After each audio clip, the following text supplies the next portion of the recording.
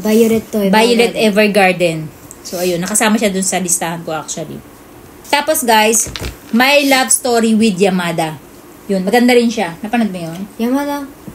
My Love Level Story. 100の恋、なんか山田のそうゲームの人でしょ。そう。あれいいよね。Ang ganda rin ng storya yun, guys. Panoorin nyo rin yun. Hindi ko na kukwento kung ano yun. And then, next sa'yo, ate.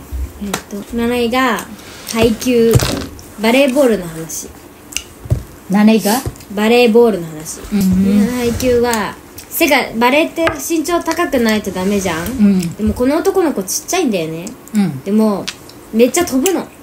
初め弱かったけど高校に入って強くなって、プロになる話、でもめっちゃいいよ。じゃあ next, pampito na natin to, di ba? 7個で今の Kotaro Lives Alone. Kotaro. 食べる Mita Kotaro? 何の小太郎？あ、Kotaro Lives Alone. そう。かわいい。何歳だっけ彼？7歳 ?6 歳 7歳？そんなに？ちっちゃいんだもん。もっとちっちゃいでしょ。まだ幼稚園よね。Oo. So, Kotaro lives alone. Parang wala na siyang family. Tapos, mas pinili niya na mabuhay mag-isa. Tapos, actually, sa totoong buhay, bawal yun, di ba? Kasi may city hall talaga na mag-ano sa kanya, nakukuha. Tapos, dadalhin siya sa parang DSWD, di ba? So, siya, napakiusapan niya kasi matalino siyang bata. So, kaya niya mag-isa. Kaya niya asikasuhin yung sarili niya. Yun. Napakaganda din yung istorya yun, guys. Panoorin nyo. Kotaro lives alone. Kawaii yun eh. Cute niya naman. あれみたいじゃないボスベイビーの日本バージョンみたいな。そう。ang ganda nun, guys. 8位が東京グール。これが後ろに生えてなんか気持ち悪いのが。で、男の子は普通だったのにそれでグールになっちゃったの。Gumaganda siya, panoorin nyo yun, guys. Lalagay ko na lang sa ibabaw. Tapos yung pangwalo naman sa akin, guys, Japan Sink. Napakaganda ng story yun. About yun sa sobrang lakas ng lindol na dadating sa mundo. Tapos yung Japan parang nagkasira-sira. Tapos nakakatuwa doon, yung bida doon, isa sa mga bida doon, guys, na Japanese, ang nanay niya Pinay. Japan Sink. The Philippine, ukasa nga o Philippine Jing. So yun yung story yun, guys. Ano siya, yung bidang batang babae doon, ang nanay niya Pinay. Tapos yun, parang nagsusurvive sila kasama yung tatay niya, yung nanay niya, nagaling pa sa Pilipinas. Pagdating dito, sakto nagkita-kita sila. Panoorin nyo, guys, super ganda nun. Japan Sink. Ako ba damitin na yun? Samantalang yung ano doon, yung lindol doon.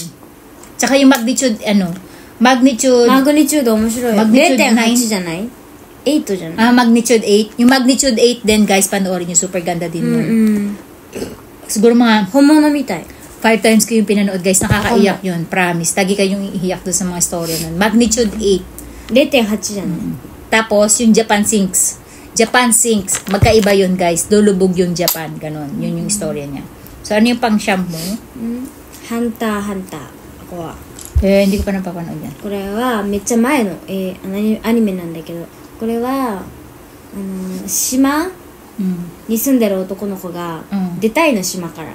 で島から出るんだけど、ハンターになるために、男の子のお父さんがハンターなんだけど、ハンターになるために息子捨てたの、島に。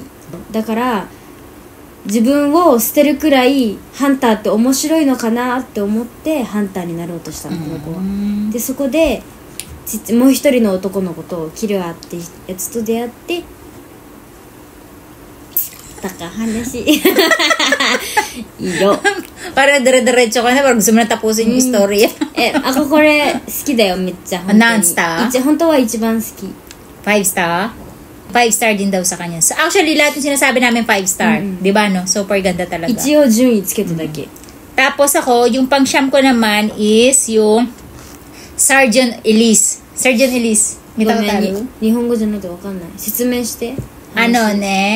Ano siya, si Sergeant Elise, guys. Ganun din. Reincarnate din siya. Namatay siya. Na ano siya, na init. Simpleng prinsesa lang siya na ipapakasal. Simpleng ano lang siya, may kaya na ano, parang maharlika lang sila. And then, ipapakasal siya sa isang anak ng hari. Pero, hindi niya type yung hari kasi nga, nag-reincarnate lang siya dun sa katawan na yun ng babae na ipapakasal sa hari. Pero gwapo yung bata, yung anak ng hari.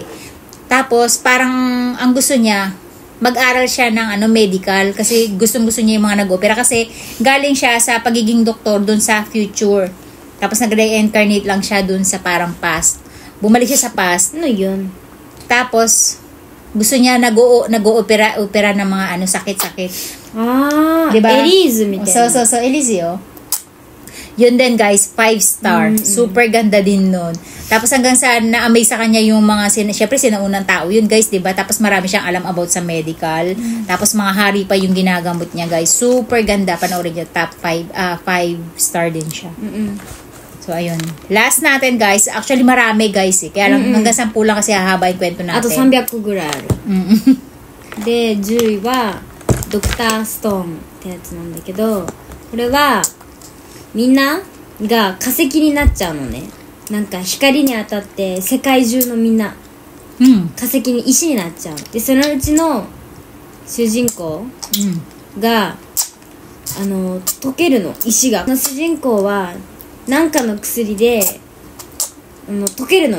なんか見たことある。石が全部取れたのね。でその時その人だけ人間に戻れたんだけど、まだ人間一人じゃん世界に。